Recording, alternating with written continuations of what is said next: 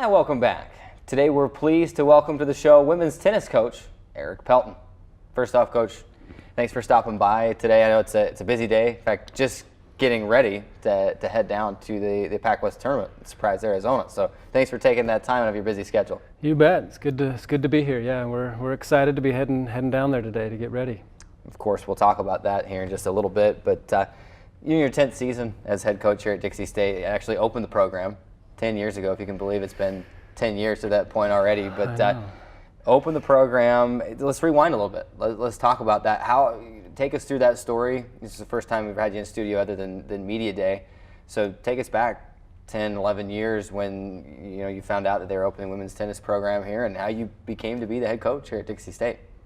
Like I say, I actually 10 years ago I was just graduating from now one of our great rivals, BYU Hawaii. So like I say, and I found out they were opening the program. So I actually was able to apply for the position.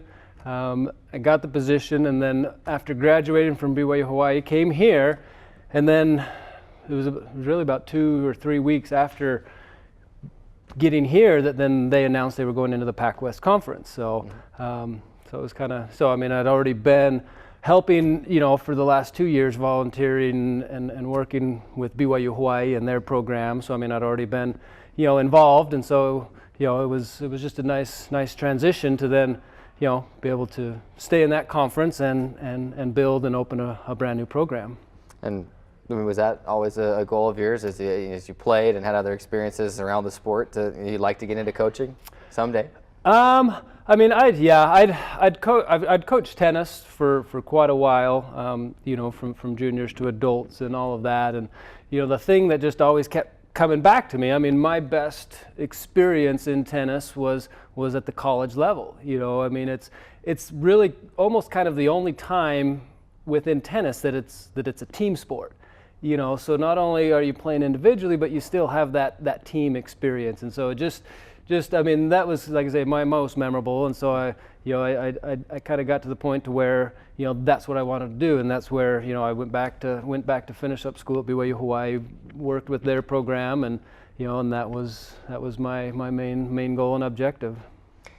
Interesting that you should mention the kind of the team aspect, and that dynamic of being that coach kind of leads right into what I wanted to ask you about next. From an outsider's perspective, looking in, meaning one that doesn't totally understand all the integral parts of tennis. Obviously, I see the ball going back and forth in the net. I know the out of bounds lines, but I look at a tennis coach and I say to myself, that's a little bit different. It's got to be than say your three basic football, baseball, basketball coaches. I imagine there's probably a little bit more one-on-one instruction, and you're able to kind of to spend more time with each individual athlete with less players on your team at practice. Is that so? And then building on top of that, how beneficial is that for you as a coach to be able to have that kind of more one-on-one interaction with your players? Like I say, it definitely is individualized. Most players coming in, they've worked with a private coach, one-on-one. You do a lot of group things too, but they're familiar with that one-on-one, and it is. It is nice because it really does give you an opportunity to get to know them better. You get to know their game, you get to know what they need, so that when they are playing, you can help them. And I think one of the other great dynamics of college tennis is, as the coach, I can sit on the court and coach them. You don't get that in really any other tennis experience. From professional to juniors to all of that, you don't have an on-court coaching experience. And so that one-on-one interaction makes a big difference when they're kind of at the tail end of a crucial match, and being able to sit there with them and talk through it and draw back on the things that we've worked on and dealt with individually in practice. The next question, then, obviously you get that one-on-one, especially at practice. At matches, how are you able to be in 6 different places at once during singles play, and then 3 different places at once during doubles play? Obviously you can sit between a couple courts and kind of look back and forth, but how much interaction do you get with your players and during games? And it's got to be difficult to monitor that many games at one time. It is, but I have learned to be very good at being able to kind of know what's going on from 3 courts away, you know, and obviously all 6 of them don't always need me at the same time. Where it does get difficult is when there are, you know, 2 or 3 or 4 that maybe are struggling. But I mean, typically, and you know, there are some of them that are doing fine. You know, I mean, they're progressive through the match. They're up or they're battling. I mean, there's, you know, and I can typically kind of tell if there's any concerns, even from a couple courts away. You know, but that was, you know, definitely one of the struggles. You know, the nice thing now is, you know, the last couple of years I've got, you know, an assistant coach, which, you know, makes a big difference because, again, then I'm not trying to cover 6 courts. And so, and, you know, Lauren Tarver, her being a former player, played for me for 3 years, you know, it definitely makes a difference. She comes in, she already kind of knows, has experience and kind of is able to jump in and she's, you know, made a big difference. And so I'm only having to watch 2 doubles matches maybe while she's watching 1, and same with the singles. So it does, but it was, I remember, you know, first couple of years when I was alone, just kind of trying to juggle all that, but it works out. and at those matches, I mean, say, you know, someone's struggling, are you able to interact with that particular player and kind of give them pointers during matches? I mean, obviously, probably as a coach, you can't stand up and call a timeout at a tennis match, but, you know, just take us through that. How does that all work? You know, obviously, there's probably breaks between the games and the sets or whatnot. Yeah, I mean, obviously, yeah, no, I would like to call a timeout every once in a while, but yeah, unfortunately, no timeouts.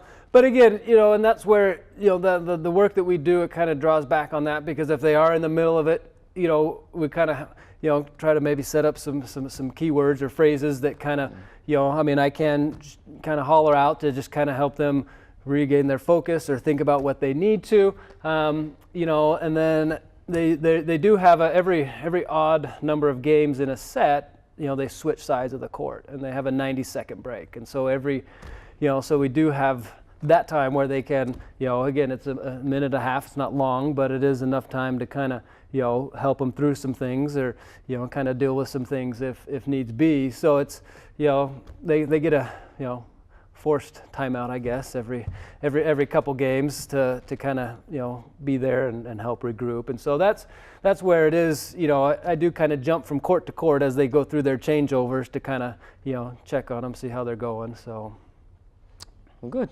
Let's talk about this season. Obviously, you know, kind of a long season, if you will, a little bit of a season in the fall and then a break and then pick back up in the spring.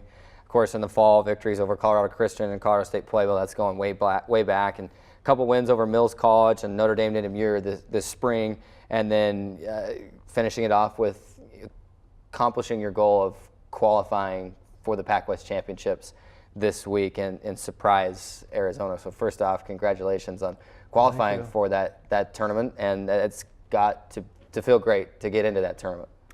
It does. You know, we're, like I say, we're excited. I mean, that was, you know, one of our main goals starting out the season. Obviously, was to get into the conference tournament. You know, and we knew with our conference, we knew it was going to be tough. I mean, right now there's 7 teams that are top 30 in the nation. So I mean, a lot of good tennis. I mean, you know, you've got literally some of the top singles players. I mean, BYU's #1 in the nation right now. You know, got the top ranked players in the nation, and so, you know, it is a great conference competitive wise, but we knew that it was going to be a work and it was going to be some battle, and they, you know, but they did good. I mean, they won some matches that they needed to.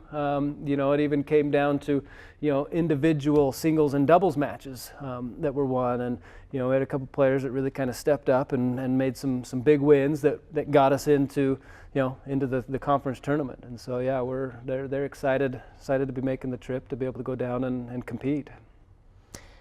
Every team's a little bit different, obviously. You got people graduating or leaving the program for one reason or another. You bring in new players.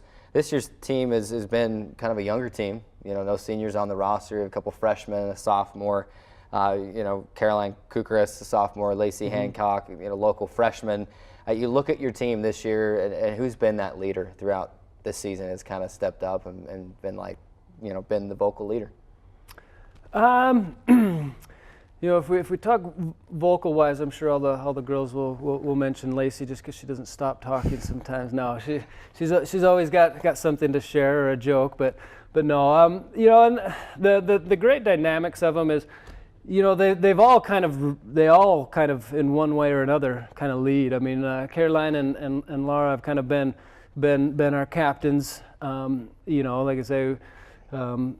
Still only as a junior and a sophomore, you know, but I mean, you know, still with our young team, some of the most experienced, you know, and so they've kind of helped kind of lead the girls. You know, Caroline and Lacey have really kind of been, you know, playing 1-2. I mean, on the court have really been the leaders, have really kind of stepped up, made some big wins, and kind of, you know, they're the ones that kind of really pushed us forward, you know, and kind of got us to where we are, to where we're going to the conference tournament because of some of the wins they were able to pull out on, even up in the top 2 spots. So, taking a look ahead at that Pac West tournament before we get you out of here and get you on your way on the road.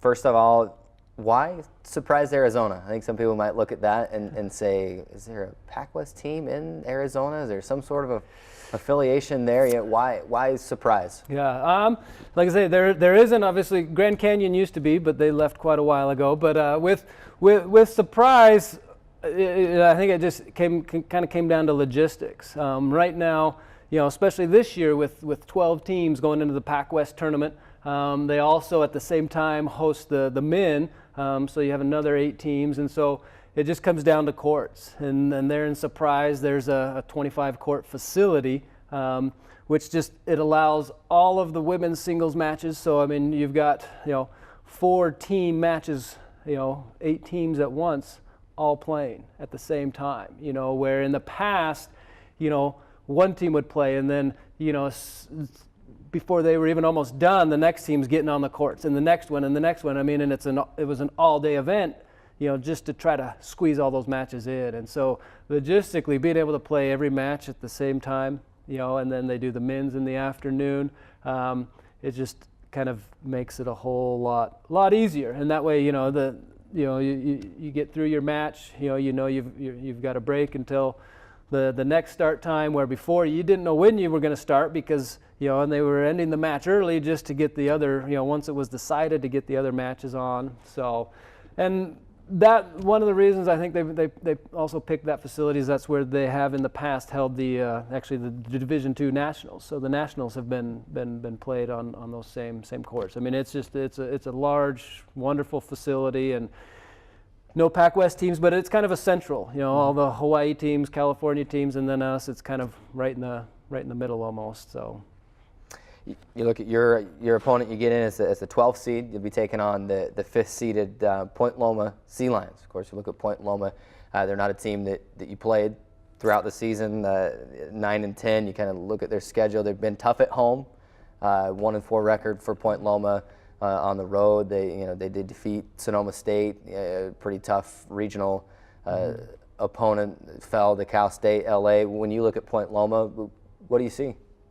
Like I say, yeah, I mean they're up there. They're like I say, definitely a strong team. You know, they've had some good wins. I mean, I don't know exactly where they are, but they're you know, ranked up there nationally. And so, you know, we knew coming in it was going to be a tough match. I mean, looking at the seeding, I mean, we were looking at potentially playing Cal State LA, Academy of Arts, or you know, Point Loma. And the way it fell out, the seeding wise, is we got Point Loma, which is good. The girls are excited because, like I said, that's the one team we haven't played. We haven't played them. We don't have any experience. I actually don't think even in our history we've ever had a match against them. So this will be our first ever match, you know, against them. So, you know, it's going to be a tough match, but they're excited to go out and play and give it everything they've got. So I think it'll be fun.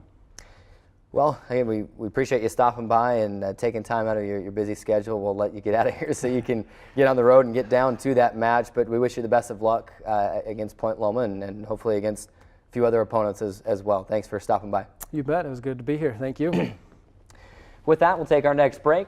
When we come back, we'll take a look ahead at what's in store the next week at Dixie State. Keep it right here. We'll be right back after this timeout.